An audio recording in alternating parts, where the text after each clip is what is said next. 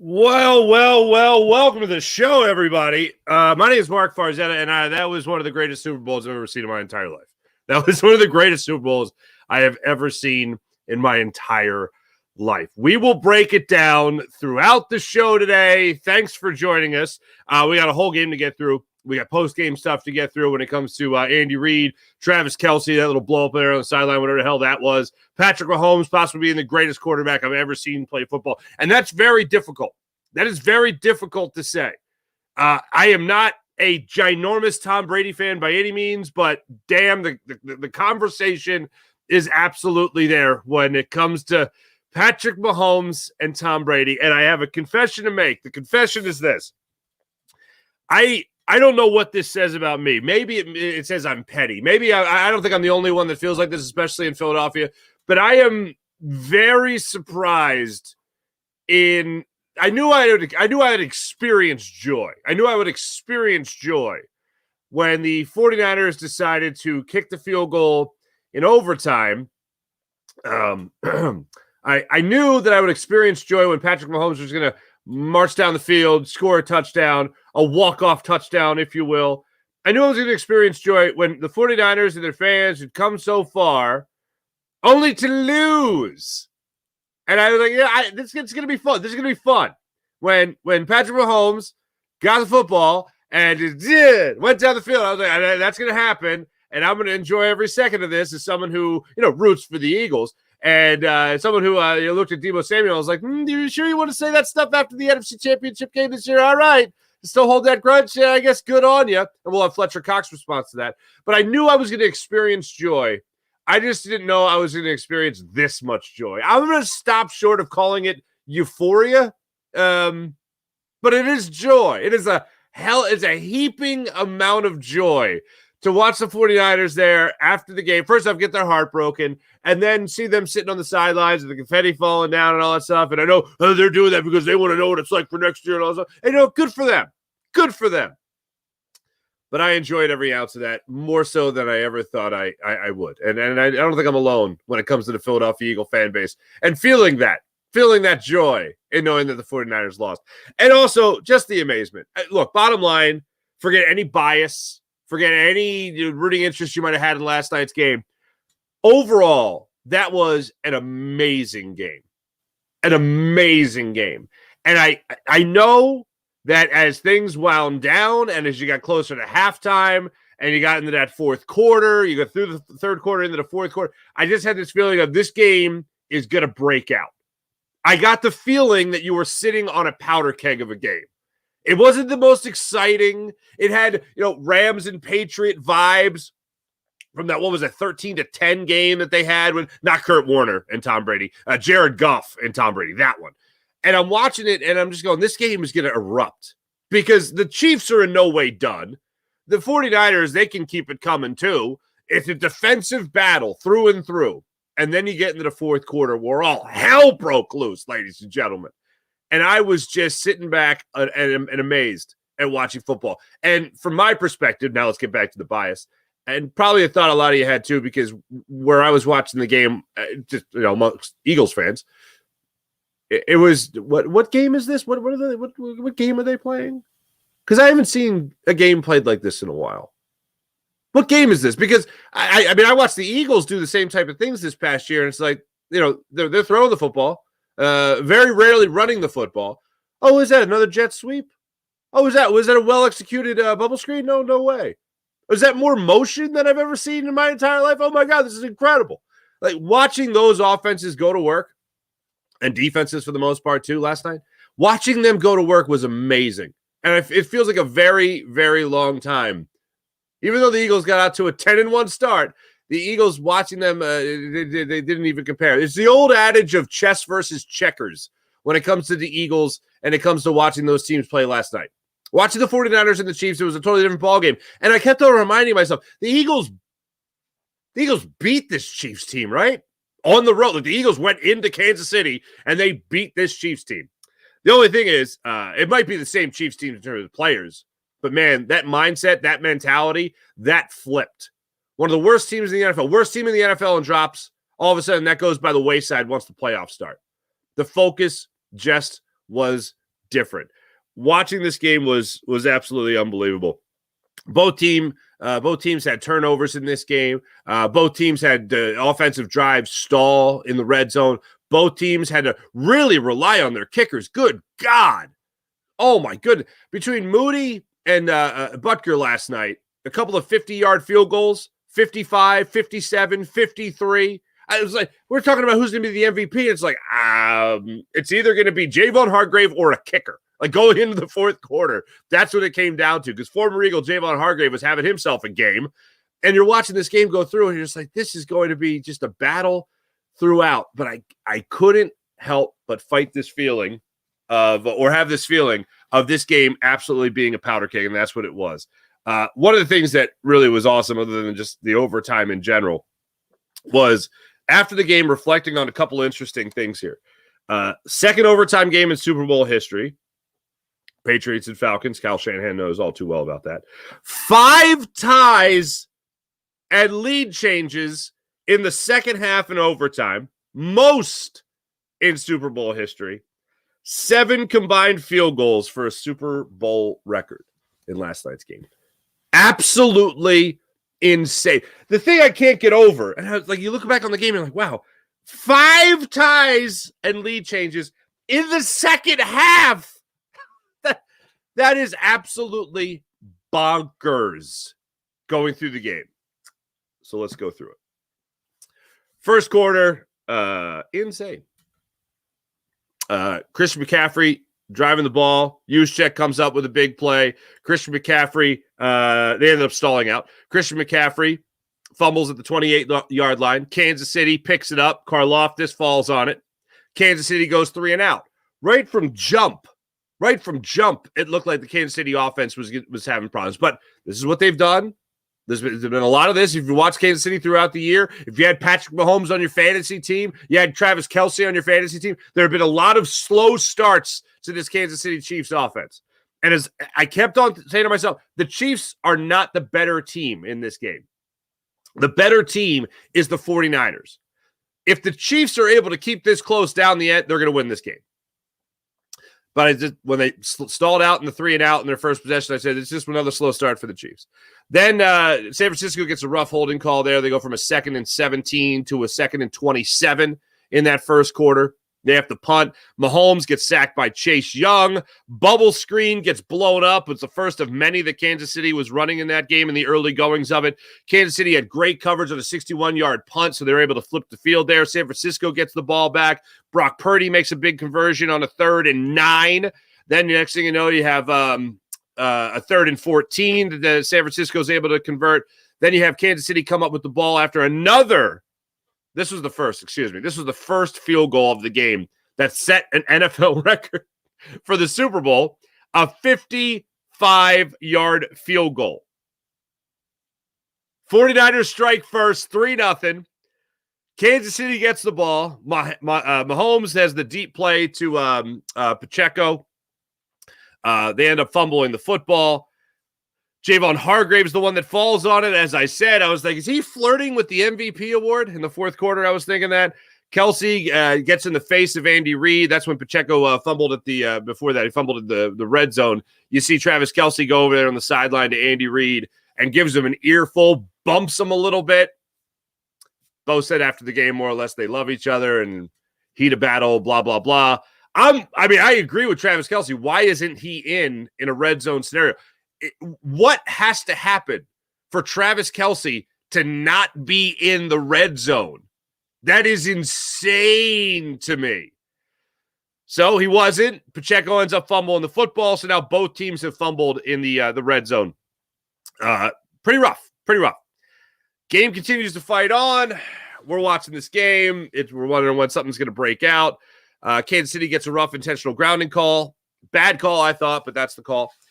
Christian McCaffrey scores his touchdown on that incredible, I don't even know what you'd call it there. Not a flea flicker, but I thought it was going to be an interception. I thought that ball was going the other way. I thought that ball was overthrown. McCaffrey comes down with it, runs it into the end zone. Next thing you know, it's 10-0. When I saw it was 10-0 after the Christian McCaffrey touchdown, I thought, Kansas City down 10 points in the first half there of a Super Bowl? This is interesting. Where have I seen this before? Of course, it was last year. And a lot of people thought at that point, at least the people I was around, oh boy, here we go again. The Chiefs can't do it twice, 2 years in a row. I'm like, oh, they're going to do it twice in a row. I just never felt like San Francisco was going to take this game. And I told you going into it, it was 25-22. The score I gave you was 27-20. And I didn't feel like at any point that even up 10 points, I didn't feel like the San Francisco 49ers were taking control of the game. You're able to get a field goal there in the first half. You get a nice little run there. Watkins comes up to a big catch there to respond. Mahomes in the red zone had one of the worst plays I've ever seen him make. There were a number of times throughout this game where Patrick Mahomes looked not nearly as assertive. And I'm talking about the plays that many times you saw, like Ben Roethlisberger was famous for doing this because Ben Roethlisberger, he wouldn't pump fake with the football. He'd kind of go almost full motion when he was faking a pass. Mahomes wasn't faking any passes. It looked like plays were taken away from him. Receivers, targets were taken away from him at the last second. And there was one play down in the red zone where he jumped up. They had settled for the field goal on this. He jumped up like he was going to throw a pass. You couldn't tell who it was in the end zone he was going to throw it to. He jumped up like he was going to throw it and just came fully around with it and tucked the ball. And I think Bosa was in pursuit of him on that play. And there were a number of plays like that where he went full throwing motion and did not throw the football. That's not something he does with great regularity. I've never seen him do it, especially not this often in a game. So credit to what they were doing defensively to the San Francisco 49ers. They made Patrick Mahomes at certain points in this game look very unsure of where he was going to throw the football. Then in the second half, Mahomes comes out, throws the interception. That's where I thought maybe they don't have the magic. San Francisco then goes 3 and out. KC gets the ball. They're able to convert on a 3rd and 4. Mahomes has the fake handoff for 20 yards. Bucker comes up there. Bucher comes up there with the 57-yard field goal to set the new record in the Super Bowl. Couple of 3 and outs. Kansas City comes back after a gift of a play. The ball goes off of San Francisco 49ers' foot during the punt. Kansas City is able to recover it. Next play, touchdown. You blink, and Kansas City's now winning the game 13-10. Just like that. Just that easy. Going to the fourth quarter, San Francisco goes down 12 plays, 75 yards, cap it off with a touchdown. Now they're up in the game. They miss the PAT. It gets blocked. Great special teams play by Kansas City, stepping up to make that play. But it's just crazy. 55 yards earlier in the game by Money Moody himself. And then the PAT gets blocked. 55 yards. Struggle on the PAT. Then I don't know what the hell happened to San Francisco's defense. But on the next drive in the fourth quarter, this was amazing to me. Absolutely amazing to me. Kansas City on a 3rd and 10. Somehow, and this happens so often, it happened a lot against the Ravens for them. Who's covering Travis Kelce? Travis Kelce on a 3rd and 10. Game on the line, momentum heavily going in the favor of the Kansas City Chiefs, and somehow, magically, Travis Kelce is wide open in the middle of the field for the first down. Wide open in the middle of the field for the first down. I don't know how that happened, but it happened. Next thing you know, Mahomes goes to Watson for 25 yards, big play down the sideline. Bucker comes up there. He's able to tie things up 16-all. San Francisco answers with another 50-plus yard field goal. It's a 19-16 game. Mahomes gets it back with 1:53 left and 2 timeouts. They're able to go down the field, tie things up, and force overtime with the field goal. I mean, this is a point of controversy. Kyle Shanahan wins the toss. 49ers win the toss. They elect to get the ball first and march down the field. Now, The overtime rules are different. You're not going to have only a one possession overtime with a walk-off touchdown. It's not happening anymore. Both teams get the ball. That's the rule. Even if you score a touchdown, both teams get the rule. They went around to the San Francisco 49ers after the game asking them about the new NFL Super Bowl overtime rules, which I think should just be the rules, by the way. Because a walk-off touchdown with the other team never getting a possession is just stupid. That's just, I don't know. Whoever came up with that in that board meeting, how did that get approved? But nonetheless, that's the rule. And that's the rule they decided to go with in overtime. The San Francisco 49ers seem to not have an idea that was the rule. I saw Juszczyk after the game. What? That's the rule? I don't. Basically throwing his coach under the bus. I don't get that philosophy of why we would go for the field goal then, but okay. Nonetheless, they take the ball. They go downfield. They have to settle for the field goal. Patrick Mahomes then gets the football. And Patrick Mahomes does what everybody in that building knew Patrick Mahomes was going to do. And here's where he marches down the field, gets a touchdown, and the Chiefs win their third Super Bowl of the Mahomes era. Here's what's incredible, or here's where the controversy comes in. If you're Kyle Shanahan, are you taking the ball, or are you giving the ball to Patrick Mahomes? And then you'll have the opportunity to march down the field and either tie or take the lead. When you have the ball first, you set the bar. Unfortunately for the San Francisco 49ers, they set the bar at field goal. So the Chiefs knew if they wanted to end this, which, by the way, time was ticking down. I couldn't believe 2 timeouts. Andy Reid in overtime has 2 timeouts. Time is ticking off the clock. I was like, are they going to get this play? Wait, hold on a second. What if this play goes awry? What if they don't get in the end zone? What if they get tackled short of the goal line? They're gonna lose the Super Bowl. Like, they were so confident that they were going to be able to get that ball in the end zone on that play that they just said, we'll take our time. And I'm like, what is happening? I was like, am I seeing this? I felt like Belichick and the Eagles Patriots Super Bowl of Belichick versus Reed, where it was like, hey, are we up? We're up, right? When the Eagles were just like molasses driving down the field. And I'm like, what is going on? Am I seeing this right? They're not calling a timeout here. They didn't call timeout. And, well, the rest is literally history. Chiefs get the walk-off touchdown in overtime. McCole Hardman, if you saw him get into the end zone, I was like, does he know it's over? And after the game, Sal Powell caught up with him, and Sal Powell said, hey, take me through the last touchdown. He's like, well, we ran the play, and I was open, and just go touchdown, and I blacked out. He said he blacked out. I also think he brain farted at the same time, because I think in his mind, he's thinking, I know there's new rules. This is it, right? This is it. And then I guess he starts looking around like, is this true? This just happened? I just scored the game-winning touchdown in the Super Bowl in overtime? Only the second overtime Super Bowl history? And then the third Super Bowl in Patrick Mahomes era? Oh, my God. And then he flips out. There was this long delay where he was really processing what went on. But, oh, my goodness gracious. On that final drive, one thing I have to highlight, and this really goes to something that's absolutely bonkers, incredible. What was amazing to me was the 4th and 2, I think it was, in overtime. The Chiefs ran a play I've never seen them run before.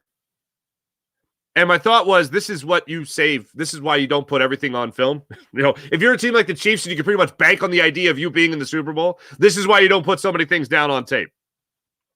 But it was on that 13-play, 75-yard drive that they had to win the game. And the 3rd and 1, you had a couple of big scrambles there by Patrick Mahomes. Yeah. Okay. This was the 4th and 1 at the Kansas City 34-yard line. We've seen the play a million times where they have 3rd and short, 4th and short, whatever it is, and the Patrick Mahomes rolls to his right, and it's a shovel pass to Travis Kelce, and you get a couple of yards, and you're good to go, and that's all they need. We've seen the play where they run it in a similar formation, similar design, similar motion with Isaiah Pacheco, and he gets a shovel pass or whatever and gets a couple of yards.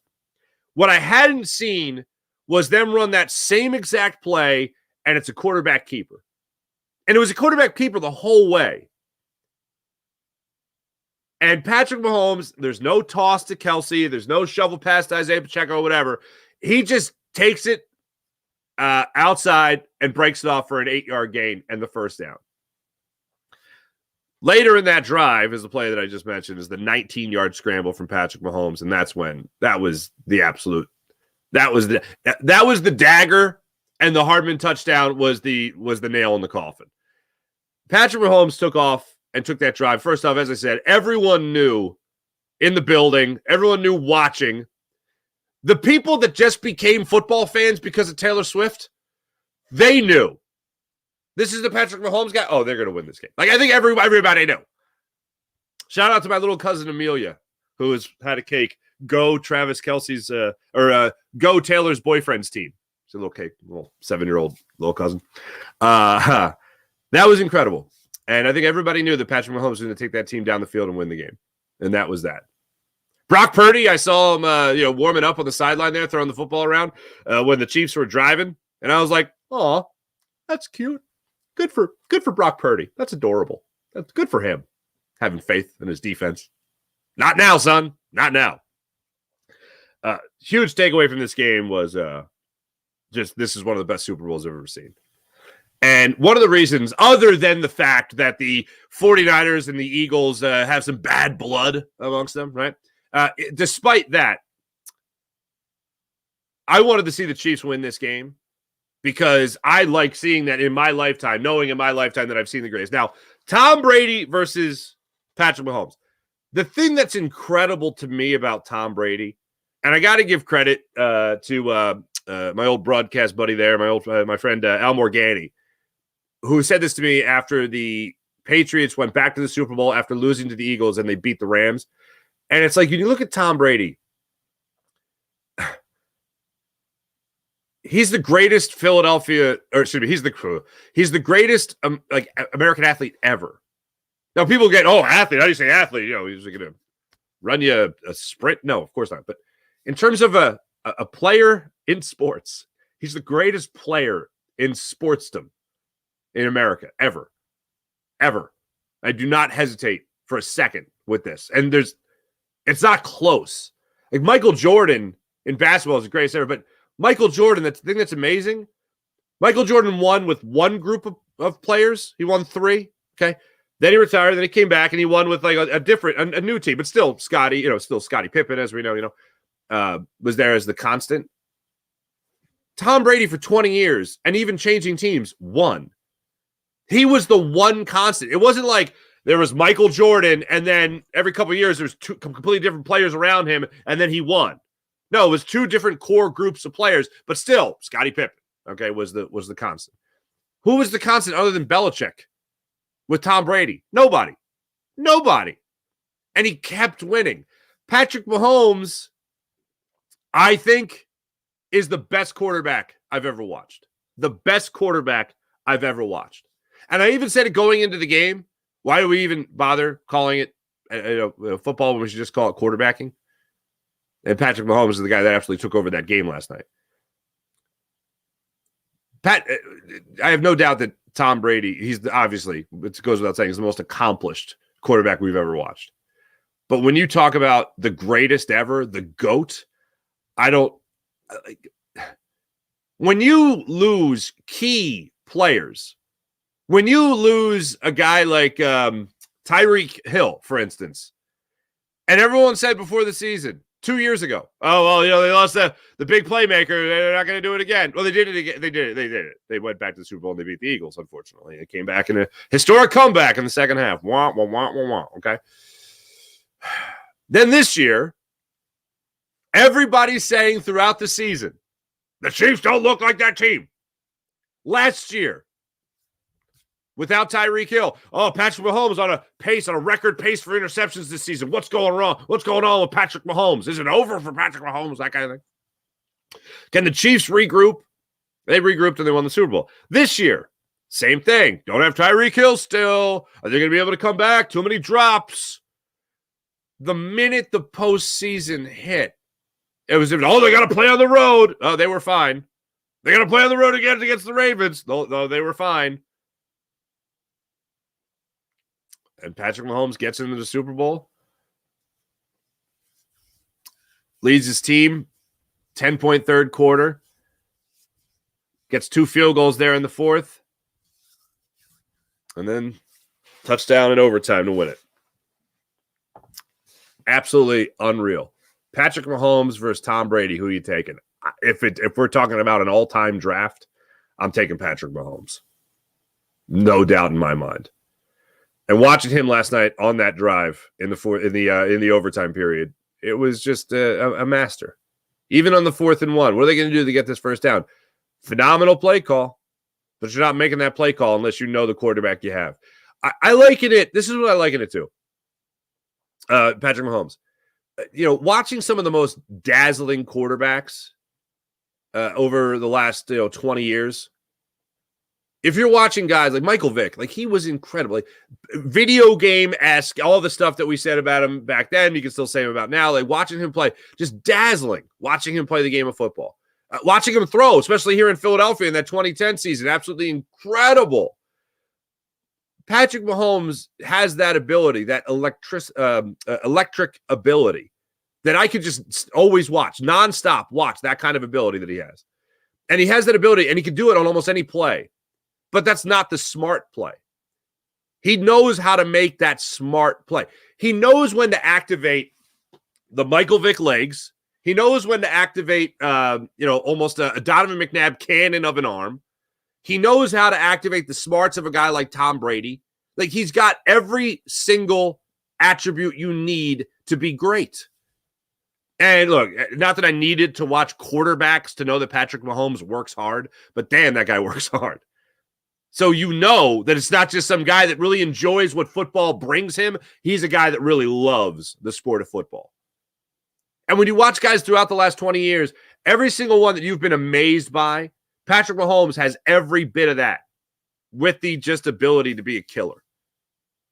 And I think it was NFL Films, they caught the highlight of him running off the field after a come-from-behind win, and he was just screaming at the top of his lungs, "This is what I do. This is what I do." Like, that's just his mindset.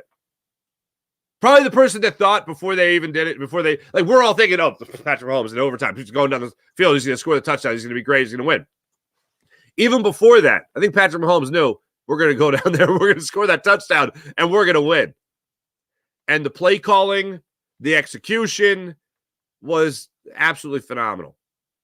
Absolutely phenomenal. On the game-winning touchdown, they read that play great. They got the 49ers to get their eyes looking on in motion, and they were able to get McCall Harmon open in the end zone for a touchdown, an easy touchdown. Like he was like Nick Foles' Philly special open in the end zone for a game-winning touchdown in the Super Bowl. But I don't know about you. If you're taking all the quarterbacks that you've got to see in your lifetime, if it's a draft and you have the first pick, who you taking? Because for me, in my lifetime, and I got all the respect in the world for Tom Brady, I'm taking Patrick Mahomes. That's who I'm taking. Hit me up with your thoughts on the Super Bowl. Love to hear what you guys have to say. As you know, and as I mentioned a second ago, the 49ers and Philadelphia Eagles have a little bad blood, right? Well, Deebo Samuel ran his mouth before the Super Bowl, basically saying that Philly ain't nothing. Doesn't believe in rivalries, but the 49ers, they own the rivalry, apparently, that if there was one. Fletcher Cox took to social media, took to Instagram, and hit up Deebo Samuel and said, keep the Eagles out your mouth, Bo. Okay. Clown. All right. And then Fletcher Cox also put this out on Instagram. I still got some you ain't got, meaning a Super Bowl ring. How about that? Y'all have been holding this one, son. EAD. EAD? If you know, you know. If you know, you know. Very simple. If you know, you know. Just like that. I don't hate it. I don't hate it. I don't mind it. Not even a little bit.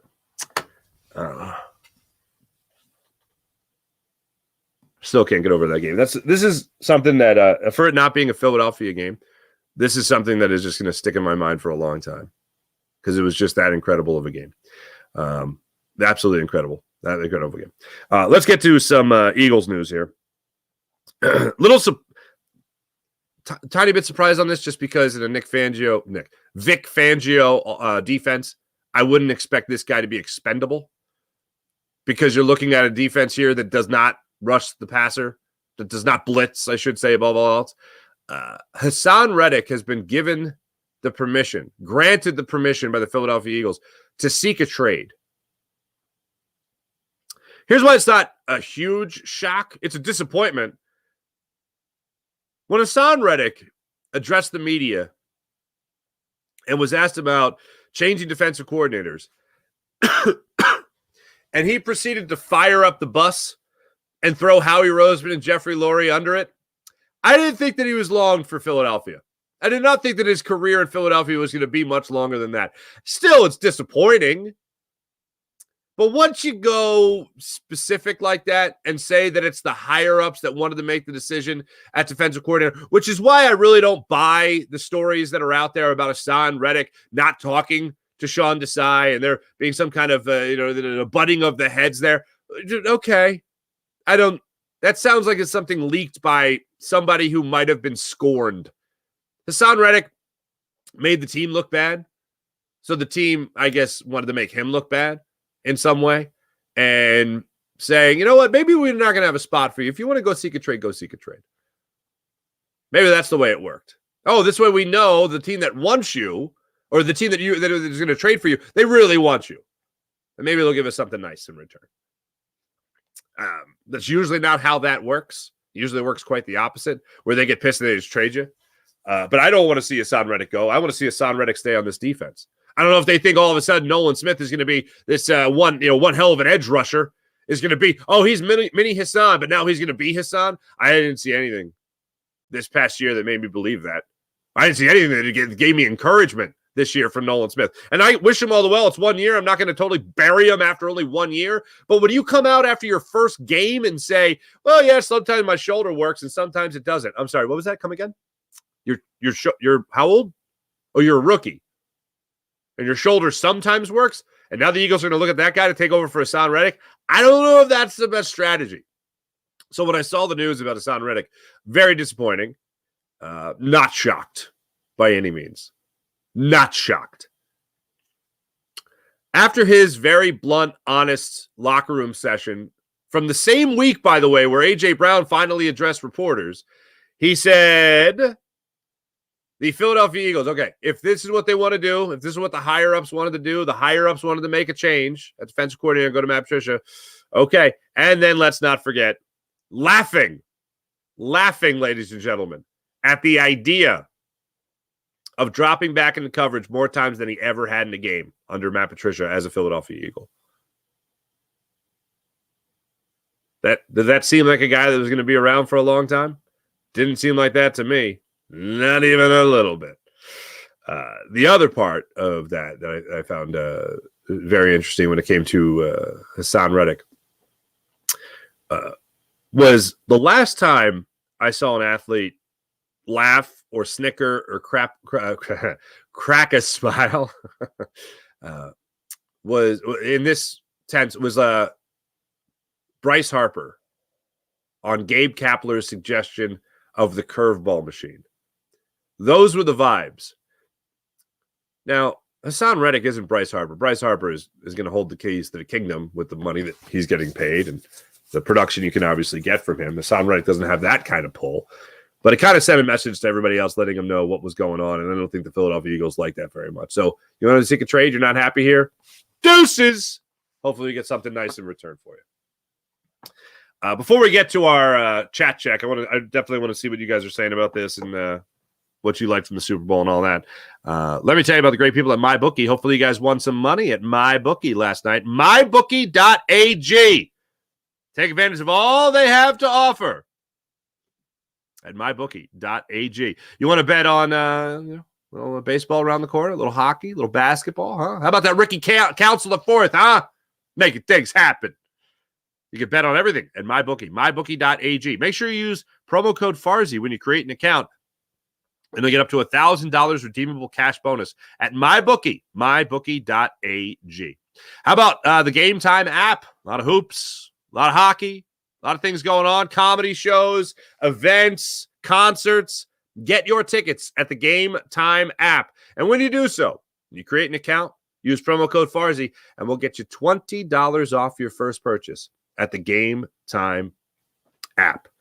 So if you want to go to that big concert, that big event, just download the app. And how about this? If you find tickets on another app for less money, you'll get 110% of the difference back when it comes to our friends at the amazing people at the Game Time app. Also, flash ticket deals at the Game Time app. Flash ticket deals available, last-minute ticket deals, even ticket deals still available an hour after the event starts. So in a couple of instances, you might miss the opening act, but you get huge discounts, huge savings with the Game Time app. So download the Game Time app to your phone, create an account, and when you do, use promo code Farzi, you get $20 off your first purchase at the Game Time app. How about PHL Sports Nation, Philadelphia Sports Nation, enhancing your Philadelphia sports fan experience across all social media and blogs? That's PHLSportsNation.com. Let's get into the chat check and see how you wonderful people are doing on this fine Super Bowl Monday. By the way, this is my annual gripe. Just real quick, how do we not have today off as America? How do we not have today off? We need today off. Today should be an off day. Can we move President's Day? Can we create another holiday? Maybe that's what I'll go for. Whoever, we're running for president and all that stuff, you can put that in your campaign. Let's talk, all right? Enough of this other stuff. Let's talk about days off, folks. National holidays. Let's celebrate the sport that has truly become our national pastime. No, I'm not talking about baseball. And no, I am not talking about NFL football. I'm talking about fantasy football, even in the playoffs, even in the Super Bowl. Good morning, Kevin. How you doing? Nice to see you. Sean Kilrain, good morning. Howie better wise up and sign Reddick and not this caliber of player and not let this caliber of player go. I'm with you. I don't want to see him go. April, good morning.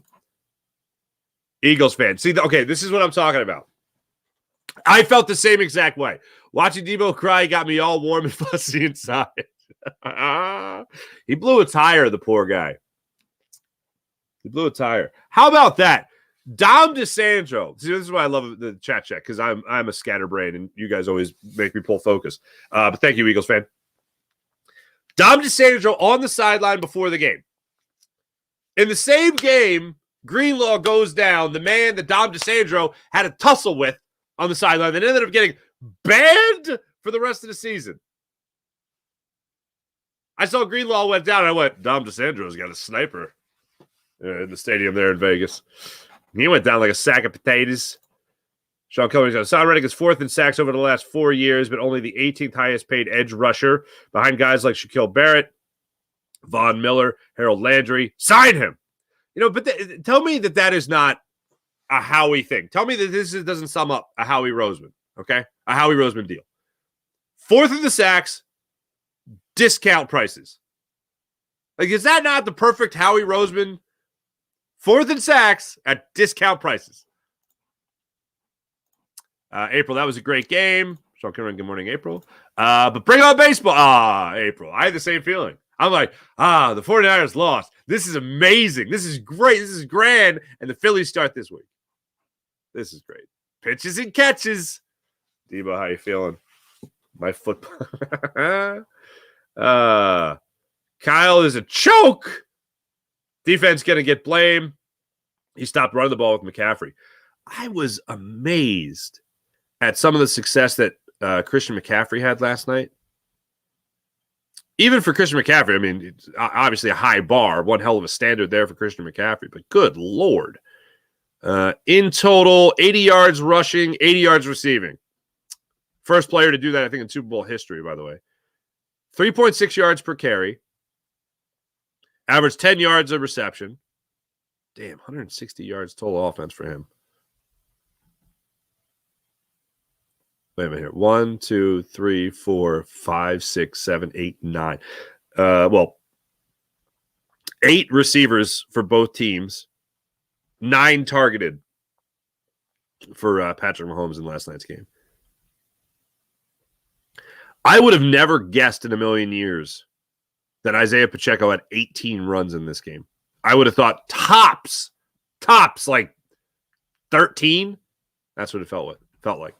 And then Mahomes in the game had nine carries. Gosh, dang. More juice. What's going on?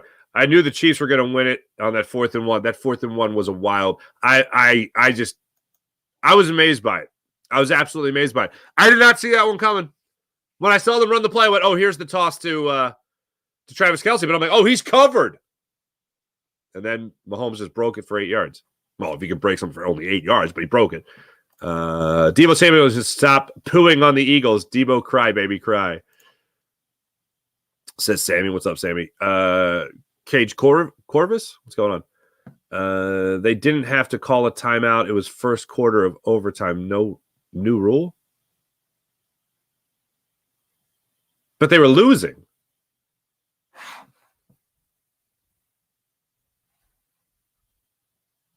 Are you talking about the end of overtime when the Chiefs?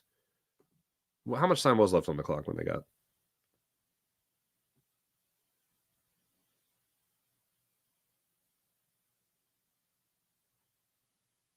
Three seconds. Yeah, I mean, that would make sense unless I read something wrong here. Andy got rescued. Wow. I have Burr, thank you, but Eagles fan, this is crazy. Andy didn't get rescued. He out-coached them.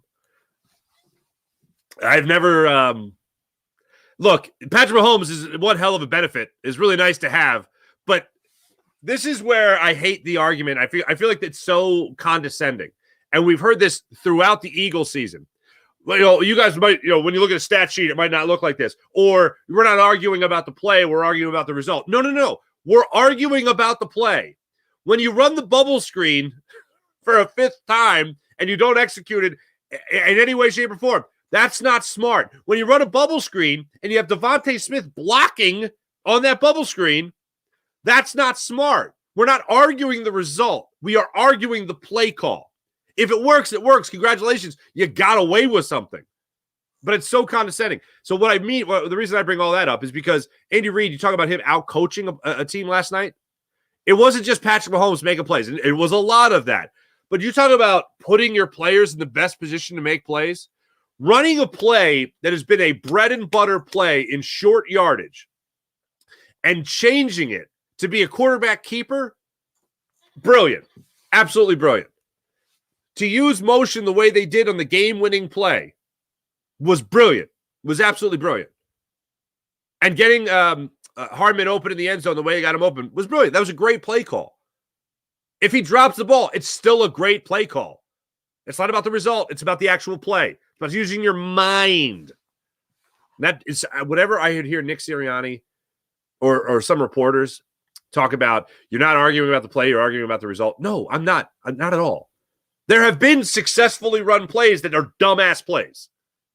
Other teams can make mistakes too. You could make a bonehead play call, and then the other team misses a tackle. It's a touchdown. Are you then a brilliant head coach? No. That's a dumbass play call. It worked out. You got lucky. Wait, hold on. Sean Kilray, good morning. Or Sean Gillespie, excuse me. Getting my Sean's crossed. Wine, Niners, wine. Hells yeah, brother. First half stunk, but I'm glad the 49ers cry babies cry lose again. Okay, you, Farzi, now you tripping. Thank you, gatekeeper. Coil BS? I don't know. Spags might be the greatest big game defensive coordinator all time. McDuffie and Chris Jones, everything in the second half. They were awesome. Jordan all the way. You're nuts. Nah, no. Yeah, Jordan is still the greatest basketball player I've ever seen. But Tom Brady for 20 years. It's not even a question for me. They're going to stop the Brady talk in a year. If so, not already. That's a quick turnaround. All right. I'm not celebrating injury. Let me just make sure I get that clear. James Alexander, the Super Bowl was set up. Who was it? Was it the mayor of Vegas? No, it was the president of CBS saying that I've been told we're getting double overtime, I think it was. And then it was overtime and almost double overtime. Fletcher Cox is great. Rooted for the Niners, says Jonathan Harvey, but the NFL scripted Shanahan is a failure and should be under scrutiny by the Niners. Niners were better with Coach Harbaugh. I am an Eagles fan. That is something. Why did you root for the Niners, Jonathan? And credit to any John that goes by full name Jonathan. For credit to you. Kyle Lowry is going to be a Sixers guard. Thank you, James. Appreciate it. And good morning. Good morning to you, too. Fans were whining last night. Hilarious. I'd drink it in, man. What's that scene in what is it? South Park? When Cartman is like, drink your tears of unfathomable sadness. So good. It was great. It was great. Told you all last week the Eagles were going to deal Reddick, and I'm 100% sure Detroit is at the front of the line. They want him with Hutchinson. Damn, that'd be scary. Good morning, everyone. Hey, what's up, Jeremy? What's going on? How about Spags in that Kansas City defense, type of defense I love? Adjustments were made. You know, I don't really like Tony Romo on the broadcast. I never have. I didn't buy into all that hype that people were giving him. I told you people exactly what was going to happen. The more he got removed from the game, the worse he was going to be. And I have no doubt in my mind, conspiracy theory, I have been in production meetings for broadcast for 11 years, okay? I've been in those meetings. You're not supposed to use the knowledge from those meetings on the air. And if you are, you've got to cover it up a little bit. Romo wasn't covering up. Because the broadcasters, for those that don't know, the broadcasters literally meet with the coaches. The producer meets with the coaches. They talk about game plan, believe it or not. Romo was doing it. But yeah, they were pretty awesome last night. And even Romo pointed it out that Spags, to your point, Jeremy, was just going to be like throwing blitzes. Like he knew the deal. He had time. What are you going to do? Give the ball back to Patrick Mahomes? Oh, shucks. Didn't want to be here. My best to Kristen Bleepin Harris, by the way. Don't want him back here. I'm not giving him $25 million. Who? Hassan Reddick? Yeah. Niners are a poop emoji. Thank you, NJ Fishing. John Hunter, other things to Detroit. Oh, you won money in the Super Bowl squares. Little pool. Did you, April? Good for you. Twiz, good morning, Farzi. Bang, bang, Weiner gang. April, I wish we were off today. Hey, I'm doing this for America. It's Lincoln's birthday. Some have off today. Should be a national holiday, though. You're right. Wait, today's Lincoln's birthday? When the hell is President's Day? I'm not going to Google it. I'm not going to. I've done enough research on the show already. What else? Oh, there's a Super Bowl lag by SEPTA? That ain't cool. I just took SEPTA for like the first time in a long time. Since I moved out of the city. So I haven't been as reliant. Big Dom put the Malocchio on him. If you know, you know, folks. If you know, you know. The old double horns. But the Trudy Niners choked. Trudy Niners? Why do the coaches stop running the ball in big games? It's just a thing. Oh, Devontae Smith, $125 million guaranteed contract now. James Alexander III. It could be clear a little cap space. Pretty sure Brady beat Mahomes. That is true. Joseph, that is true. Your tears stay so sweet. Romo is terrible, says King Pooty. What a great name. James, do you think Tom Brady's going to be a good broadcaster? Yeah, I do. Look, I'm going to sound like such a Tom Brady fanboy after today, but I think Tom Brady is very entertaining. And I think he's got a great awareness of who he is. And you talk about overall preparation for the game. One of the things that gets so swept under the radar is the work and the study that goes into being an NFL quarterback. And people are like, oh, man, like, for instance, I'm looking at Travis Kelce being wide open on that 3rd and 10 in the third quarter, I think it was. And he's wide open in the middle of the field.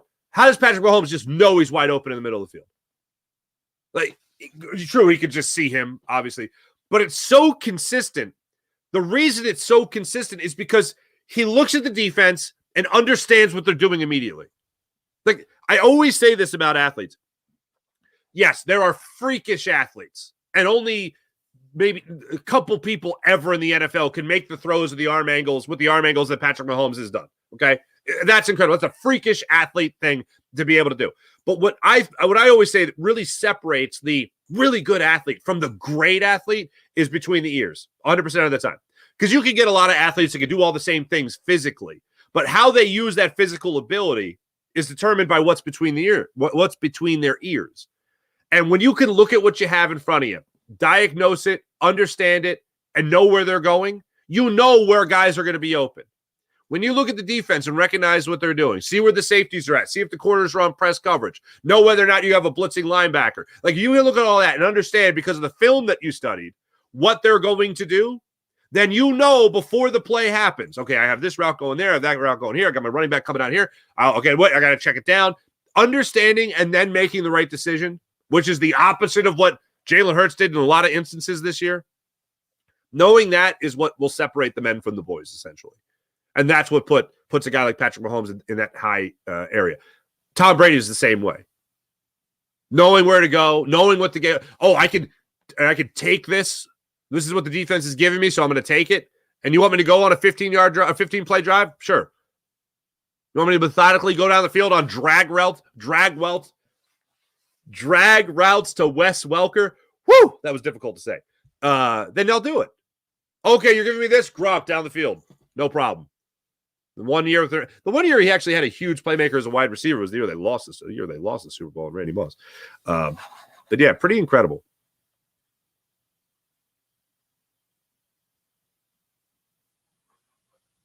Wait, what's going on here? Well, Sean, your kids are off today? There you go. It's the 19th President's Day. It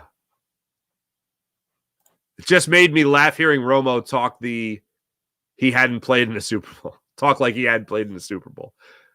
Made me laugh too. Oh, how about Post Malone last night wearing the Cowboys jacket? That was hilarious. I laughed out loud. I was like, that's not supposed to be there. That's great. Andy's gonna go get him a big time wide receiver. Kelly, Hurt's not seeing the birds there. Okay. Thank you, Kelly. Oh, come on. Millstrick shows how far Hurts has to go. Here's the thing that I don't think is fair, comparing him to Patrick Mahomes. Mahomes was clutch down the stretch and took the game over in the last few drives. Yeah, and I think Jalen Hurts can do that. He's not Patrick Mahomes. I would find it very difficult to believe that you have two Patrick Mahomes in the same era. Very difficult to believe that. But I do think that Jalen Hurts is a much better quarterback than what we saw this past season. And I think Kellen Moore is going to get him back to an MVP caliber quarterback. He's not going to get him to GOAT status, I don't think, like Patrick Mahomes, but pretty damn good. And I'll take pretty damn good right now because I could sure as hell use pretty damn good. Couple things. Thanks everyone in the chat. You guys are wonderful as per usual. Let me get to the Morning Rush brought to you by Sky Motorcars, skymotorcars.com. Couple things I want to get into from last night on the fun side of things. Let's start off with Usher. That was awesome. I had low expectations, soared over them. I still can't get over the roller skates and how they weren't strapped. I thought he was going to break his ankle. He little stumbled, but he was great. Luda coming out was incredible. Ludacris is awesome. Alicia Keys. Oh my God. I love Alicia Keys. Oh, I love Alicia Keys. She was fantastic last night. Lil Wayne coming out. I like as a millennial by 3 months, an old millennial, that they brought me back to high school, baby. Brought me back to high school. The commercials were awesome. Arnold Schwarzenegger, neighbor. She's in labor. I laughed out loud. That was great. Danny DeVito making the cameo. That was great. And Ari Stein, I know you sent me the commercial last week, but the Christopher Walken, that was a brilliant commercial because everyone has got a Walken impression. You know what I mean? It was great. Awesome. Overall performance. And I'll say this one more time. I loved Absolutely love. I'm not a Taylor Swift fan. I'm not a Swiftie, but I love, and I love that she was there. How about that? Ladies and gentlemen, we'll be back with you guys tomorrow. Hopefully there'll be some more Eagles news we can talk about and discuss. We'll talk about the fallout from this Super Bowl, of course. Plenty more left on the bone for tomorrow, as per usual, ladies and gentlemen. Until then, we'll talk later. Hey, more of me today on Fox 29 coming up a little later. Thanks for watching. Thanks for listening. Appreciate you guys. Be back with you guys tomorrow. See ya.